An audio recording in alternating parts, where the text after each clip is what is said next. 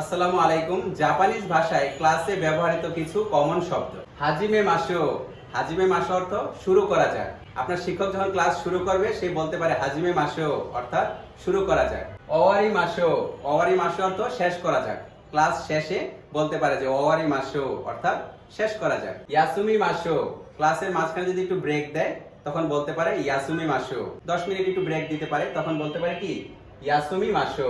ওয়াকারি মাশতাকা। ওয়াকারি মাশতাকা অর্থ বুঝতে পেরেছেন কি। আপনাকে একটা ব্যাখ্যা দিল তখন বলতে পারে যে বুঝতে পেরেছেন কি অর্থাৎ ওয়াকারি মাশতাকা।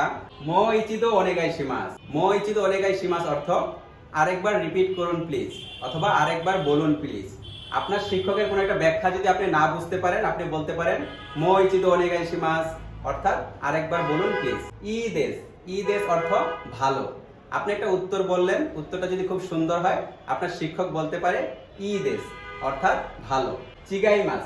চিগাইমাস ওয়ার্ডটা অর্থ ভুল অথবা এটা সঠিক নয়।